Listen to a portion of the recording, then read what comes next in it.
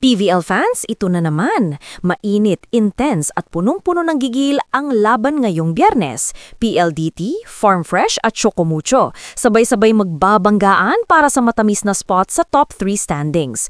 Pero teka lang, sa gitna ng lahat ng yan, ang pinakamainit na tutukan ay ang Farm Fresh kontra Chocomucho. Foxies versus Flying Titans. Parehong gutom, parehong may patunay na gustong ipakita. So, sino nga ba ang mas malakas sa ilalim ng pressure? Tara, himayin natin! 3 laban ang aasahan ngayong Friday triple header ng PVL Reinforced Conference sa File Oil Eco Oil Center. Una, Signal versus Capital One. Parehong desperadong makasampa sa top 3. Sunod, yung main dish natin, Farm Fresh laban sa Chocomucho alas 4 ng hapon. At syempre, main event, PLDT versus NextLED kung saan target ng high-speed hitters is-seal ang kanilang top 3 spot. Pero balik tayo sa Foxies versus Flying Titans dahil ito ang tunay na battle of redemption. Parehong galing sa critical na sitwasyon, parehong kailangan ng panalo para mag-angat sa standings. Unahin natin ang Farm Fresh Foxies. Grabe tong team na to. Young core pero may veteran grit. Kahit natalo sila sa PLDT last weekend, kita mo pa rin yung potential. Solid pa rin ang chemistry at energy nila sa court. Leading the charge ang kanilang import na si Eli Rousseau, consistent scorer at reliable sa crunch time. Tapos andyan pa sina Chisha Tubu, Ces Molina, Riza Cruz at Loreen Toring, lahat capable mag-step up anytime. Siyempre, orchestrated yan ng steady hands ni Alohi Robbins Hardy. Smooth, composed, parang chess player mag-isip.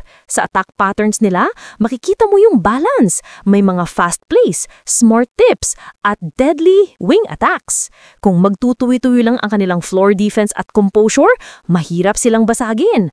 Ang kulang na lang minsan, consistency sa endgame. Ngayon naman, Chocomucho Flying Titans. Ito ang team na ayaw mong kalaban kapag on fire. Kasi once gumana ang sistema ni Coach Dante Alensunuren, parang machine ang galaw.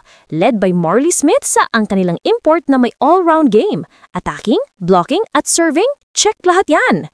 Kasama pa ang mga local guns, Nakat Tolentino na deadly pa rin sa open hits, Isa Molde na laging reliable sa floor defense, plus Tia Andaya sa setting. Madalas unpredictable which keeps defenses guessing. And let's not forget veterans like Lorraine Pecaña at Cherry Nunag na nagbibigay ng experience at stability. Kung energy at intensity lang ang pag-uusapan, Flying Titans have it. Pero minsan pang nagka-pressure sa dulo, medyo nagkakaroon ng lapses sa communication. So, ang laban na to, test of composure talaga. Kumbaga sa chess, strategic battle to. Farm Fresh may youth and balance, Chocomucho naman may veteran leadership at explosiveness. Kung maganda ang pasa ng Foxies, tiyak lalabas ang mga combo plays ni Robbins Hardy. Pero kung magka-problema sila sa reception, siguradong babanat si Marley Smith at Tolentino sa fast counter.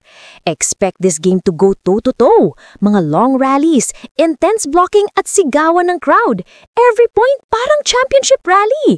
This is the kind of match-up na pwedeng magpabago ng momentum heading to the crossover round.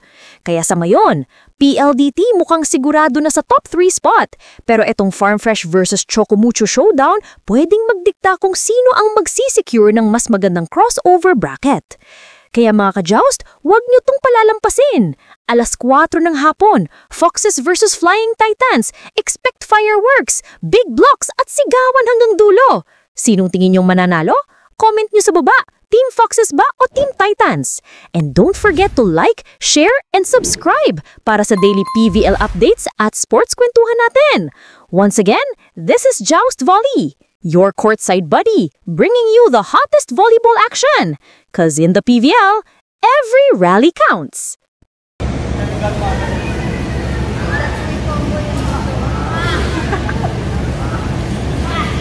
Kanina to?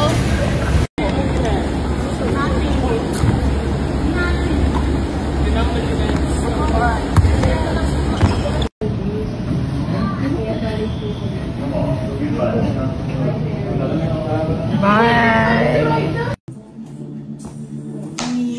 Hoy, hindi giniling! Ano giniling? Ganito lang! Na ano na? Here! Achia! Please!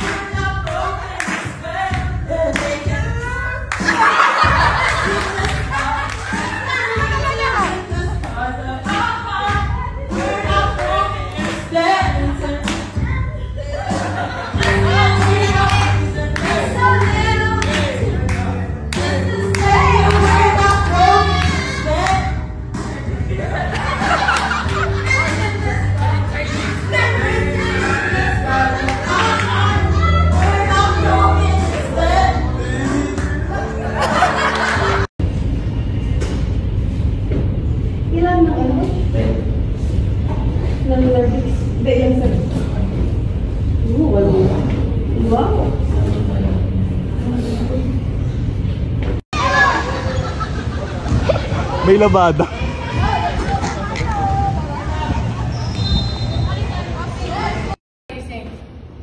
No, that's not true. Oh, Yan, yan.